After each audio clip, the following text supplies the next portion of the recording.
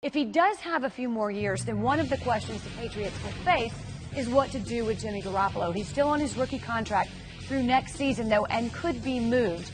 We'll talk about what the price could look like for a player with less than a full season's body of work. But here's what a few quarterbacks cost with a similar sample size. If anyone knows Garoppolo's plight, it's Matt Castle. He spent 2008 replacing the injured Brady and was shopped in the offseason. Former Patriots executive Scott Pioli gave New England a second-round pick for Castle and linebacker Mike Vrabel. Matt Schaub has thrown 161 career passes when he was shipped to the Texans before the 2007 season. Schaub netted the Falcons 2 second-round picks and a swap of first-round picks, with Atlanta moving from 10 to 8. Rob Johnson threw 35 passes, backing up Mark Brunell in Jacksonville, and the Bills paid handsomely. Johnson cost Buffalo a first- and fourth-round pick, with that first-rounder becoming Jacksonville franchise stalwart Fred Taylor. So if you are the Patriots, first I'll ask you this, Tom. How do you handle Garoppolo? Do you make the move now? Well, I think you have to listen to offers. With regard to his value, I'll use the real estate analogy. Your home is worth whatever anyone's willing to pay you. Exactly. For it. And I think the same is true for the quarterback position.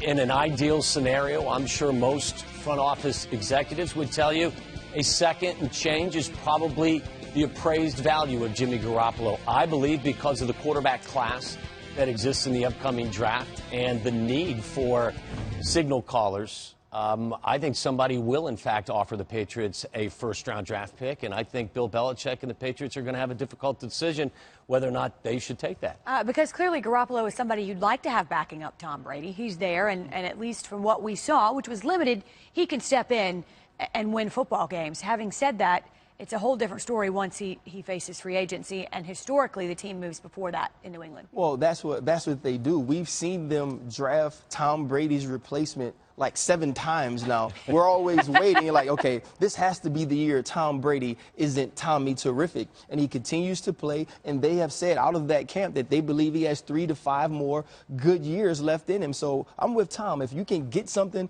for Jimmy Garoppolo, if people are willing to give you a first-round pick or a second and some change, I believe you have to listen to all offers, because you don't want to get in a position to where you lose Jimmy Garoppolo for nothing. It's great to have a good backup. You want to have somebody maybe come into the game and keep your team winning, but you also know you have Jacoby Brissett on the sideline there in New England, and if you can get something for Jimmy, I think you take it. Wendy, back to his value. Look, he was valuable to the Patriots in the 2014 draft. He was drafted in the second round. Whatever he didn't know coming from Eastern Illinois, a smaller program, I think he learned in the classroom the last 3 years with Josh McDaniels and Tom Brady and Bill Belichick. Small sample size from what we saw, but what I saw against the Arizona Cardinals and the Miami Dolphins, I kind of liked. So I have a feeling that Jimmy Garoppolo is a trustworthy candidate to be the face of a franchise as a quarterback. Well, I would agree, because not only did what he show us on the field look pretty good, I don't think you can discount who he's learned from. Mm-hmm. You know, that trio of names that you just mentioned, I would imagine he's picked up a thing or two. Here's the only thing.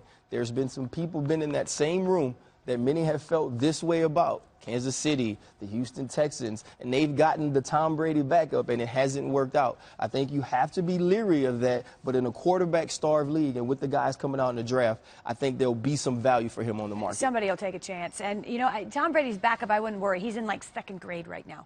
So don't worry about it. We have time.